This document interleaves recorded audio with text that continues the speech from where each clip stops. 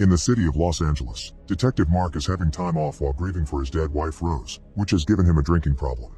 However, he has to return to the station when he hears his son Trent has been arrested for getting in a fight. Officer Garcia convinces the other guy not to press charges, so Mark gets Trent out and proceeds to scold him thoroughly. Things have been tense between them since Rose's death, and it only gets worse when Trent notices Mark spent his money on alcohol instead of filling the car's tank. They decide to take the subway instead, and on their way there, Trent leaves some money for blind hobo Sarge. In the subway, Mark keeps fidgeting with Rose's ring and decides to hear Trent's side of the story, allowing them to have a soft bonding moment. Suddenly, the train comes to a stop at the same time a bright blue light appears in the sky. Mark checks with the transit worker named Audrey, who explains there's been a power outage and the radio's down. Then something makes the whole underground shake and Audrey receives a message through the radio saying don't look at the lights. When the whole train shakes again, the group decides to evacuate, and as they walk along the railing, they hear mysterious noises coming from above. Meanwhile, Garcia comes out of the bathroom and finds the station empty except for Officer Jones, so they look around and find the bright light outside. Everyone is following the blue glow except for Sarge, who isn't affected because of his blindness. The underground group reaches the station and tries to find a safe route to escape, but a woman is desperate to return to her family and tries to take the stairs outside. Trent follows her to convince her to come back and both of them end up looking at the light, which makes half of their faces go black. Mark notices this and closes his eyes to grab his son to keep him here while the light suddenly becomes a beam that takes away every person that looked at it. When Mark opens his eyes, he discovers the beam came from a giant spaceship. Afterward, Mark brings Trent back to the subway station and together with Audrey and the few survivors, they go back to walk through the tunnels. There they meet with Garcia, Jones, and Sarge, who join the group to look for a safe exit. Garcia also gives Mark a gun to defend himself. After walking all night, they find a set of stairs with a window that allows them to see the Air Force is attacking the spaceship. Jones finally gets a signal on her radio and asks for help, but it's denied because they're about to bomb the city without caring if there are any survivors left. The spaceship's defenses easily take down the Air Force, and as bombs and falling planes start hitting the ground, the tunnel begins to crumble. The group immediately runs away, but the unknown survivors get killed by the debris. The rest of the group finds a hole in the ceiling, but when they're about to escape, an alien appears in the tunnel to attack them.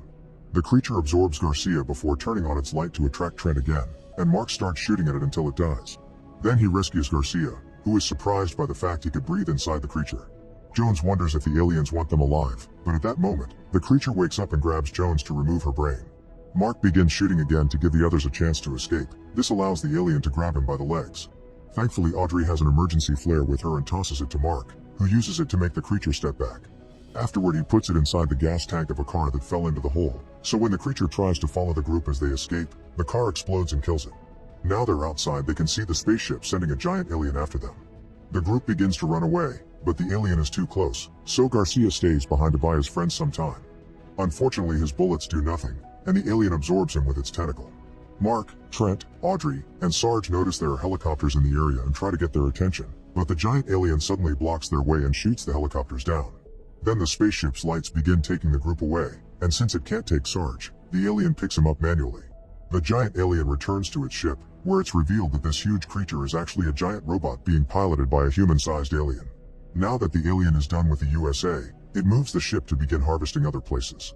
Meanwhile, Mark wakes up in a room full of bodies and alien goo. There's another creature there, which is also actually a robot, collecting people's brains. Mark dodges the tentacles to try to find Trent, and when he shoots at the robot, the alien captain notices him on his sensors and turns on the beam again. All the bodies are taken away except for Mark, whose head is grabbed by the robot to try to get his brain. Mark immediately shoots the tentacle and falls in a current of water that is being expelled from the ship. When he's about to fall out, his leg gets stuck on the ship's railing, saving him but also getting hurt. Then Mark climbs back inside and discovers that the human brains are put inside more robots to use them as soldiers. The only actual living creature here is the captain.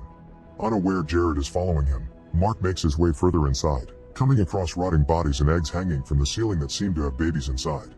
Suddenly Mark is attacked by one of the tentacle robots, but he's saved just in time by Jared, whose eyes are red instead of blue like every other light here. There are more enemies coming, so Mark follows Jared into another room as he explains he wants to find his son. Jared cauterizes Mark's leg before taking him to see Elaine, who is 3 months pregnant yet she's about to give birth. Elaine explains that when she first saw the light, she instantly became pregnant. On the other hand, her husband Jared became stronger every time he looked at it, allowing him to become immune. When the alien put his brain in a robot, Jared retained his sense of self. The alien usually takes the babies right from their bellies, but Jared saved her from that tragic end.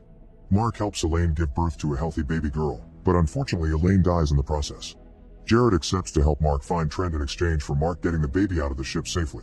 Neither of them notices the baby can make her eyes glow red. Meanwhile, Trent and Audrey wake up to find themselves hanging from some vines on the ceiling. Trent manages to get the other flare from Audrey's pocket and cuts her vine. Then he grabs Audrey and throws her on the stairs. He jumps after her and together they start making their way down, only to discover Sarge is hanging from a vine too. After Jared and Mark leave the room, the captain finds Elaine's body and begins tracking the baby. Jared first takes Mark to the armory, where he provides him with an alien weapon that connects directly to his arm's nerve cells. Then Jared begins setting up bombs to blow up the ship. He also uses the main computer to find where Trent is. At that moment, the captain shows up, so Jared opens a passage to send Trent to the vine room while he stays behind to fight the captain.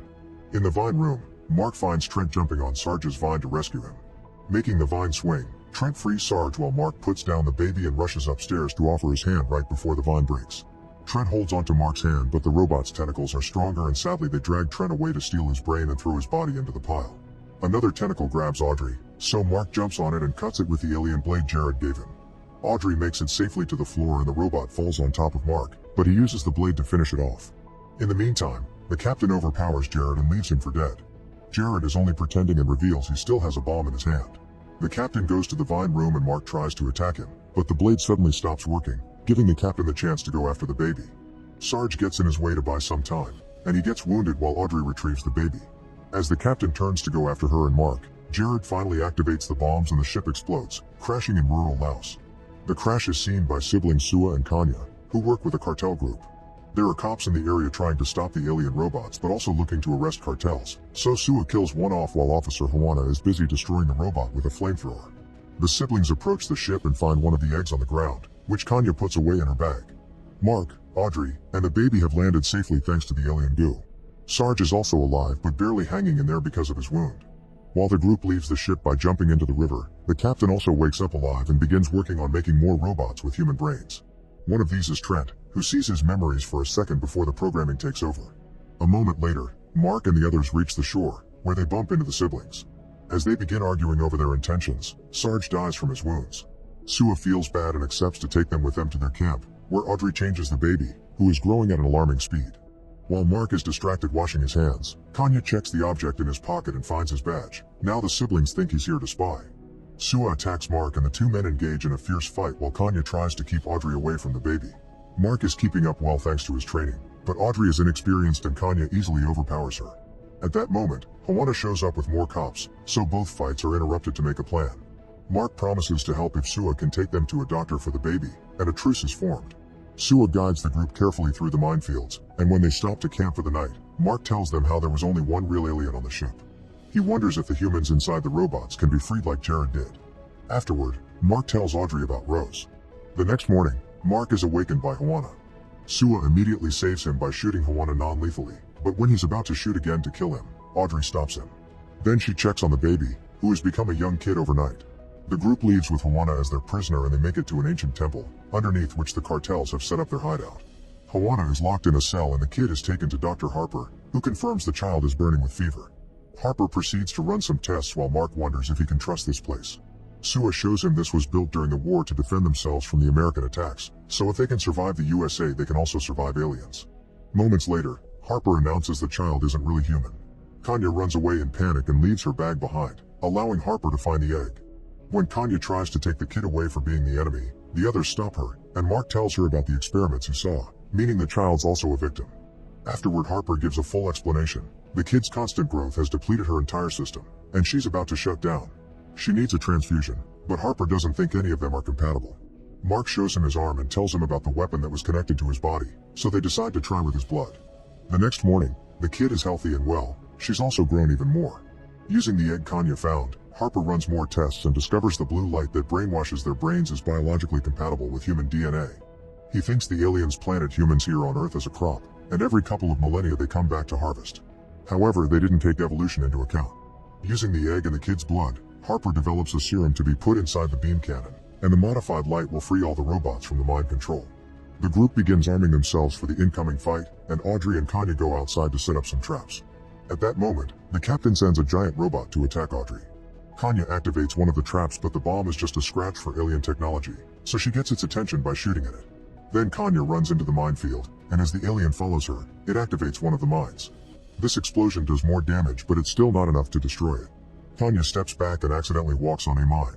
Knowing there's no way out, she uses her radio to say goodbye to her brother, and when the robot comes close enough, she removes her foot. The mine explodes and brings them both down.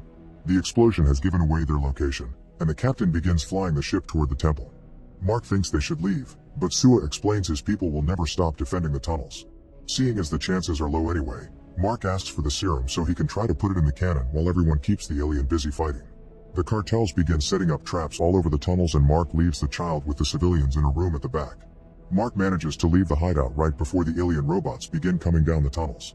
The explosives do quite a lot of damage, and the cartels finish the robots off with their firearms. Then Sua gets ready to start a fire by the entrance, but an alien surprises them by entering the tunnel through a hole it makes in the ceiling. The alien kills a bunch of people before it finds Sua, who fights it and guides it back to the entrance so he can defeat it by setting it on fire. Since so many fighters died, Sua frees Hawana to ask him to fight too. Then all the survivors begin evacuating through a hidden tunnel. Meanwhile, Mark sneaks around the temple and enters the spaceship through a back door. Remembering what Jared did, Mark opens a tunnel on the wall and takes it to reach the cannon room. This is seen by one of the many guards. At that moment, the cannon sends a light out to try to brainwash the survivors that are coming out, but everyone remembers to close their eyes. The child doesn't because she can defend herself by making her eyes glow red. One of the cartels shoots a rocket at the light to destroy it, but before everyone can escape, another giant robot appears piloted by the captain and begins destroying the place. Everyone begins to fight the army of robots that arrives with the giant one, and when one of them is about to reach Audrey and the kid, Harper gets in its way to save them, dying in the process. Inside the ship, the guard finds Mark and attacks him. During the fight, Mark drops Rose's ring, and the sight of it makes the guard hesitate.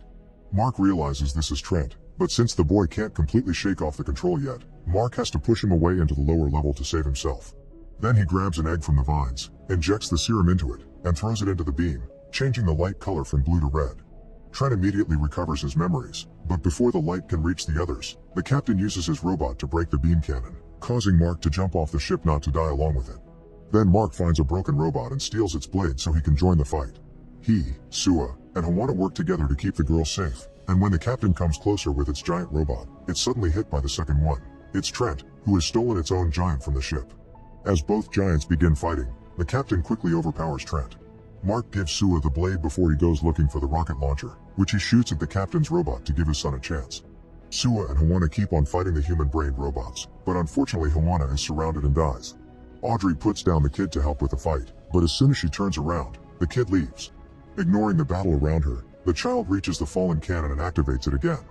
The captain notices this and comes to kill her, but Mark runs to protect her and Trent pushes the captain to the ground. Then Trent picks up the cannon and shoots at the captain, finally killing it. This shot also makes a red light appear in the sky, which frees all the human brains from the mind control. Father and son finally reunite, and when Audrey picks the kid up, she decides to name her Rose. Some months later, Rose is now a young woman and captain of a ship they've built with the pieces of the Alien One. Her crew is formed by humans but also by all the people trapped in the robot bodies, like Trent. Together they're finally ready to fly to the aliens' home planet and stop them from coming back ever again. Make sure to subscribe and turn on notifications so you can watch more videos like this. Thanks for watching.